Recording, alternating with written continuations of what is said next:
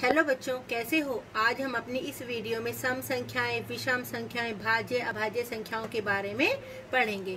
सबसे पहले हम देखते हैं कि सम संख्याएं यानी इवन नंबर्स क्या होते हैं।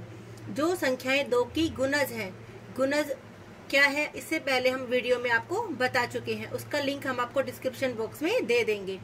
जो संख्याएं दो की गुणज है, दो से पूरी पूरी भाग हो जाती हैं, वो सम संख्याएं कहलाती हैं। जैसे 2, 4, 6, 8, 10, 12, 14, यानी जो संख्या दो के पहाड़े में आती है यानी दो से भाग हो जाती है, वो सब सम संख्याएं हैं। और जो संख्या दो से पूरी पूरी भाग नहीं होती, वो हमारी विषम संख्या यानी ओड नंबर्स होते हैं। जैसे 1, 3, 5, 7, 9। अब हमें कैसे पता चलेगा कि ये संख्या हमारी सम है या विषम है। जिस संख्या के अंत में 0, 2, 4, 6, 8 आए, वो संख्या हमारी सम संख्या होती है। और जिस संख्या के अंत में 1, 3, 5, 7, 9 आए, वो हमारी विषम संख्या होती है। जैसे कि एक एग्जाम्पल है 93। 93 में पीछे हमारा क्या आया हुआ है, 3, तो ये हमारी विषम संख्या है। 75 में हमारे पीछे क्या आया हुआ है, इकाई के स्थान पर 5, तो यह भी हमारी विषम संख्या है।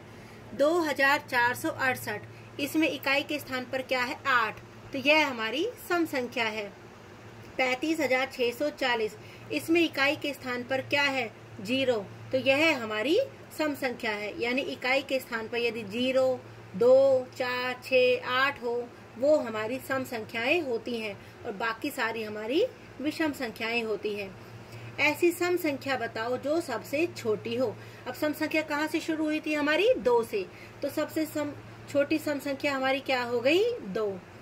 विषम संख्या जो सबसे छोटी है, विषम संख्या हमारी कहाँ से स्टार्ट हुई थी, 1 से, तो सबसे छोटी विषम संख्या हमारी क्या है, 1। अब हम आगे देखते हैं कि भाज्य संख्या यानी प्राइम नंबर्स और अभाज्य संख्या यानी कंपोजिट नंबर्स क्या हैं। हमने 10 तक के अंक लिए हैं और यहाँ पर उनके गुणनखंड लिए हुए हैं। गुणनखंड के बारे में भी हमने गुणज के साथ ही आपको पिछली वीडियो में बताया था। डिस्क्रिप्शन बॉक्स में से जाकर आप वहाँ देख सकते हो।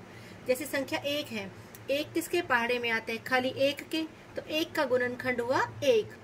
2 किस किस के पहाड़े में आता है, 1 के और 2 के। 3 किस किस के पहाड़े में आता है, 1 के और 3 के। 4 किस किस के पहाड़े में आता है, टेबल में आता है 1, 2 और 4। 5 आता है 1 के और 5 के। 6 आता है 1 के पहाड़े में, 2 के, 3 के और 6 के। 7 आता है 1 के और 7 के। 8 आता है 1, 2, 4 और 8। 9 आता है 1, 3 और 9। 10 आता है हमारा 1, 2, 5 और 10।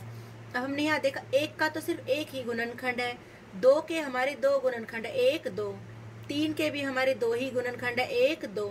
5 के भी हमारे 2 ही गुणनखंड है, 1, 2। 7 के भी 2 ही गुणनखंड है, 1, 2। आपने एक बात ध्यान दी होगी कि जिनके 2 गुणनखंड है, उन सबका एक गुणनखंड तो 1 है और दूसरा गुणनखंड वो संख्या है। जैसे 2 के गुणनखंड में 1 और दूसरा गुणनखंड क्या है, 2। 3 के गुणनखंड में पहला गुणनखंड तो 1 ही है और दूसरा गुणनखंड खुद 3। 5 में भी 5 का एक गुणनखंड 1 है और दूसरा गुणनखंड खुद 5। 7 में भी पहला गुणनखंड 1 ही है और दूसरा गुणनखंड खुद 7। तो ऐसी संख्याएं जिनके केवल 2 ही गुणनखंड होते हैं, यानी उन संख्याओं को हम क्या बोलते हैं, अभाज्य संख्याएं। यानी वो किसी के पहाड़े में नहीं आती, या तो वो 1 के पहाड़े में आती है या खुद अपने ही पहाड़े में आती है। यानी या तो वो 1 से भाग होती है या फिर अपने आप से ही भाग होती है। जैसे कि 5 किससे भाग होगा, 5 या तो सिर्फ 1 से भाग हो सकता है या सिर्फ 5 से ही भाग होगा। ऐसे ही 2 है, 7 है, ऐसे हमारी बहुत सारी संख्याएं हैं जो हमारी अभाज्य संख्याएं हैं। और कुछ संख्याएं ऐसी हैं जिनके 2 से ज्यादा गुणनखंड है। जैसे 1, 2, 3, 4 के 3 गुणनखंड है, 6 के 1, 2, 3, 4 गुणनखंड है, 8 के भी 1, 2, 3, 4 गुणनखंड है, 9 के 1, 2, 3 गुणनखंड है और 10 के 1, 2, 3, 4 गुणनखंड है। तो ऐसी संख्याएं जिनके गुणनखंड 2 से ज्यादा हों, उन संख्याओं को हम भाज्य संख्याएं कहते हैं। पिछली वीडियो में भी हमने आपको बताया था कि 1 है वो प्रत्येक संख्या का गुणनखंड है और प्रत्येक संख्या स्वयं अपना भी एक गुणनखंड होती है। अब हम आते हैं प्राइम नंबर की डेफिनेशंस पर। जिन संख्याओं के केवल 2 ही गुणनखंड होते हैं, 1 और स्वयं वह संख्या, ऐसी संख्याएं हमारी अभाज्य संख्याएं कहलाती हैं, यानी उनको हम प्राइम नंबर्स बोलते हैं। कंपोजिट नंबर यानी भाज्य संख्याएं, ऐसी संख्याएं जिनके 2 से ज्यादा गुणनखंड होते हैं उन्हें हम भाज्य संख्याएं कहते हैं। एक हमने देखा उसका कोई और गुणनखंड नहीं है, सिर्फ उसका एक ही गुणनखंड है, तो एक ना तो भाज्य संख्या है और ना ही अभाज्य संख्या है। सबसे छोटी अभाज्य संख्या हमारी कहाँ से स्टार्ट हुई? फिर 2 से, क्योंकि एक ना तो भाज्य है ना ही अभाज्य है। उसके बाद गिनती में नंबर आता है 2 का, और 2 किसी के पहाड़े में नहीं आता, तो 2 क्या हुई? हमारी अभाज्य संख्या। उसके बाद 3 भी हमारी अभाज्य संख्या है। फिर हमारी बारी आती है 4 की, और 4 क्या है? हमारी भाज्य संख्या। तो फिर हमारी सबसे छोटी भाज्य संख्या क्या हुई? 4।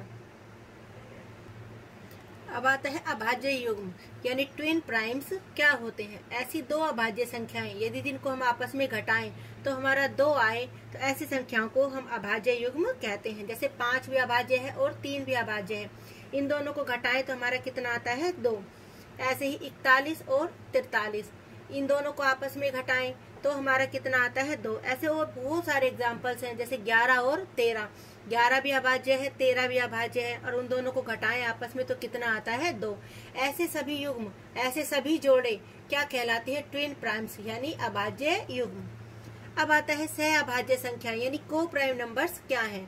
ऐसी 2 संख्याएं सह अभाज्य संख्याएं कहलाती हैं यदि उन दोनों का सिर्फ एक ही सार्व गुणनखंड हो। जैसे 3 का गुणनखंड अगर हम निकाले तो क्या होता है? 1 और 3। और 5 का गुणनखंड, 5 किस किसके पहाड़े में आता है? 1 के और 5 के। तो 3 और 5 में कॉमन क्या हुआ? 1। एक इसका भी गुणनखंड है और एक इसका भी गुणनखंड है। ऐसे ही 19 के गुणनखंड 1 और 19, और 20 के गुणनखंड हो जाएंगे 1, 2, 4, 5, 10 और 20। यानी दोनों के गुणनखंड में कॉमन क्या आया? हमारा 1। तो सहअभाज्य संख्याएं वो होती हैं जिनमें उनका जो कॉमन गुणनखंड है वो खाली क्या होता है? 1। धन्यवाद।